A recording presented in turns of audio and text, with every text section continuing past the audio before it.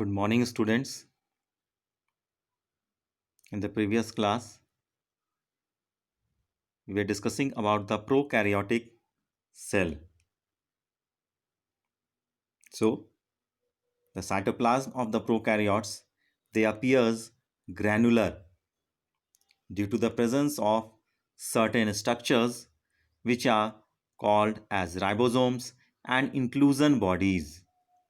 So, in the case of prokaryotes, ribosomes, as they are associated with the plasma membrane of the cell, as it lacks the endoplasmic reticulum in the cytoplasmic matrix. Do we have discussed that the prokaryotes, they do lack the true nucleus as well as the membrane bound organelles. So, in the case of prokaryotes, the ribosomes which are present, which are associated with the plasma membrane of the cell, and due to the lack of endoplasmic reticulum in the cytoplasmic matrix, they are about 15 nanometer by 20 nanometer in size and made up of two subunits, which are 50S and 30S units. S here stands for Swedwerk's unit, which means sedimentation coefficient, which is the measure of density and size. So, the prokaryotic ribosomes, they are made up of two subunits, 50S and 30S subunits, which when present together forms the 70S prokaryotic ribosomes. So, the ribosomes of the prokaryotes, they are of 70S type. The ribosomes, as do we know, they are the sites of the protein synthesis, and several ribosomes may attach to a single messenger RNA and form a chain called polysome or polyribosome. So, as we may observe, the ribosomes, which are the site of protein synthesis, several number of ribosomes, they are attached to a single messenger RNA and forms a chain which is called as polyribosome or polysome.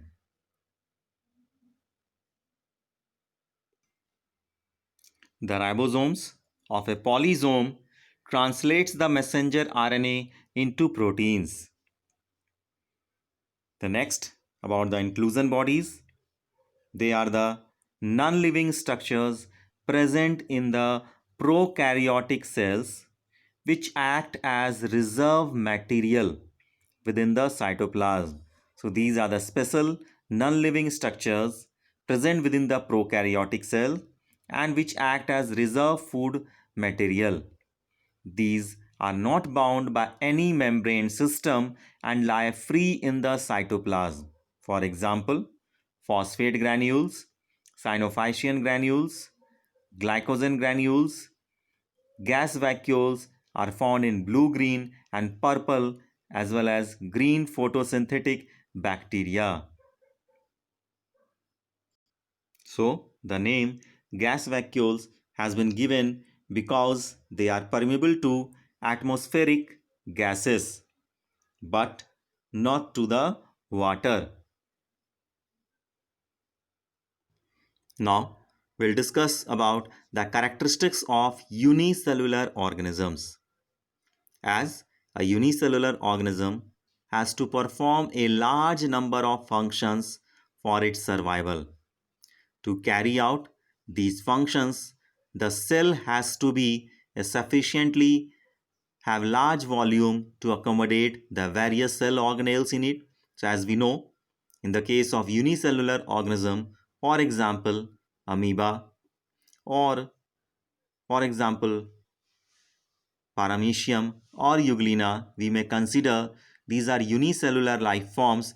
Obviously, they are able to survive in a better way. So, to perform more efficiently, may that the cell has to have large volume so that it may accommodate the large cell organelles within it, as well as it should also have a large surface area. So, while the volume of the cell determines the amount of chemical activity of cells per unit time.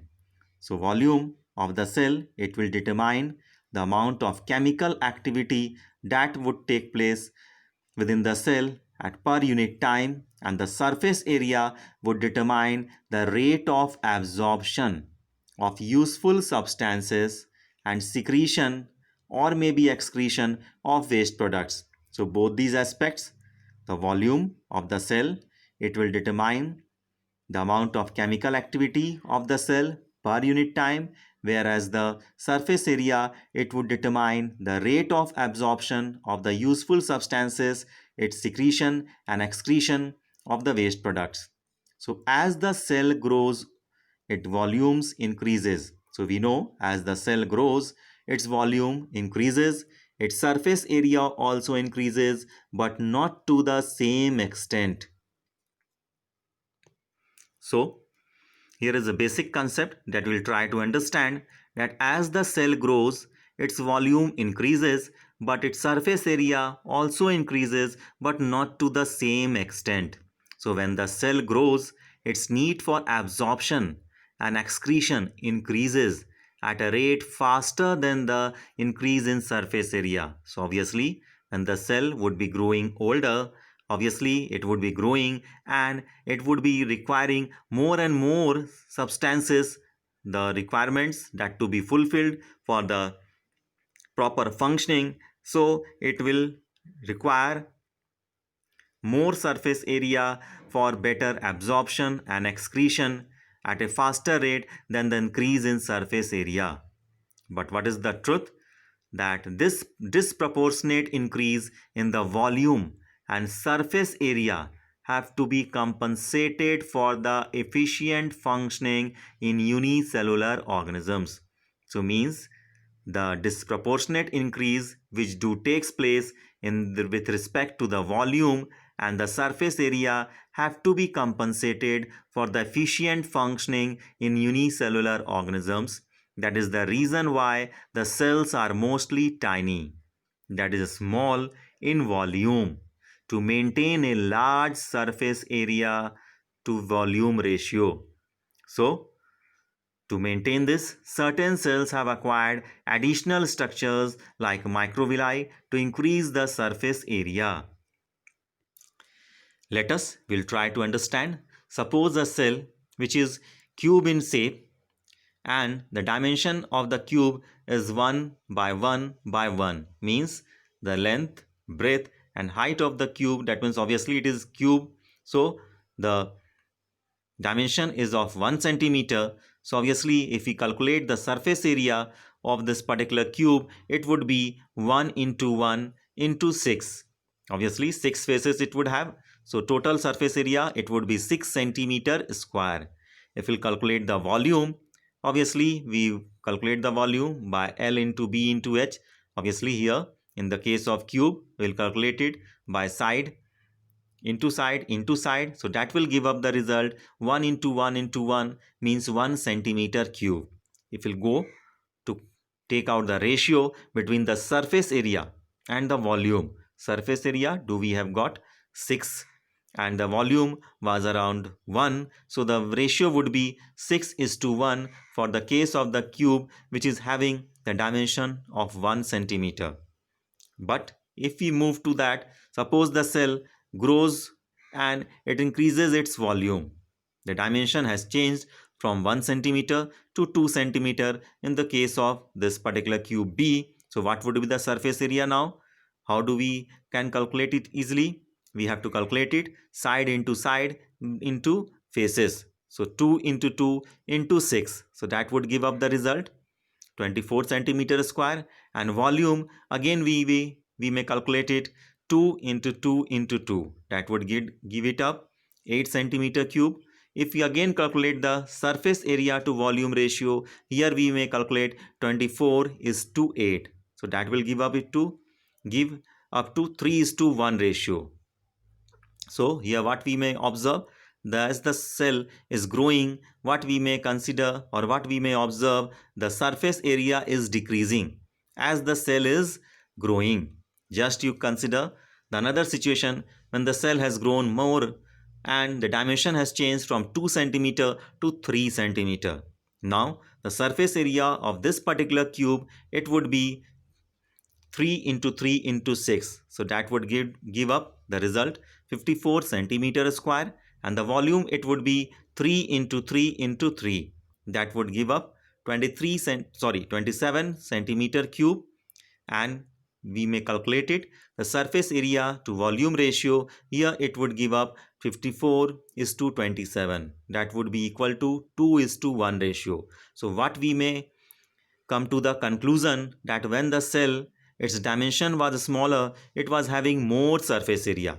But as it was growing bigger and bigger in size, the surface area to volume ratio is decreasing. Here we may consider, we may come here, 6 is to 1 is the observation. In the another case, it is 3 is to 1. In the next aspect, we may observe 2 is to 1. So we may say that the cells, they are mostly tiny, so that they may maintain the large surface area to volume ratio, to maintain their specific functions, to maintain their efficiency, whatever the functions are to be performed by the cell, and they are microscopic in structure. So do we also know that certain cells, they do acquire certain additional structures like microvilli or some other structures to increase their surface area.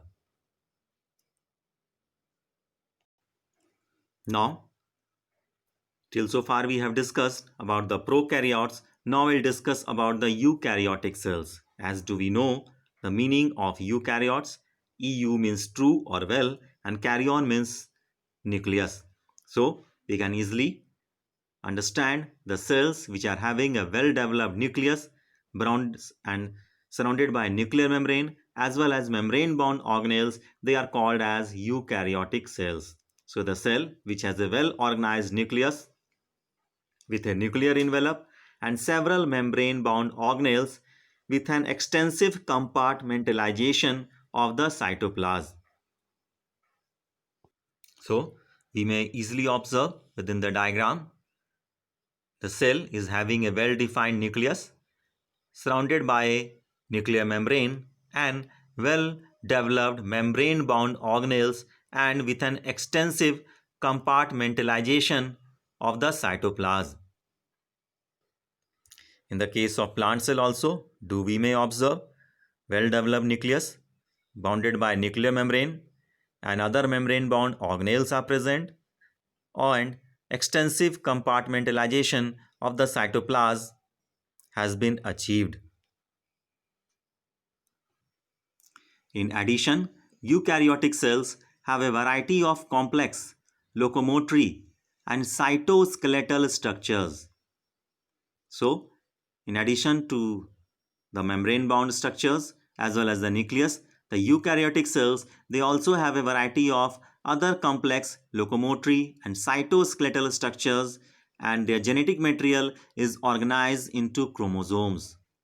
The eukaryotes, we know, it includes all the protistans, the plant, fungi, and animals. As also do we know, eukaryotic cell is larger than the prokaryotic cell, that is, it is around about 10 to 100 micrometer in size.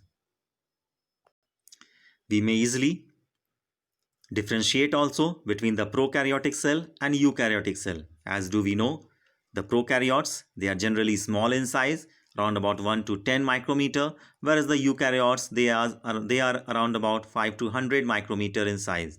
Cell is non-cellulosic, whereas in the case of eukaryotes, it is cellulosic in the case of plants only. The cell organelles, we know all the cellular organelles, they are absent except ribosomes, whereas in the case of eukaryotes, they are present.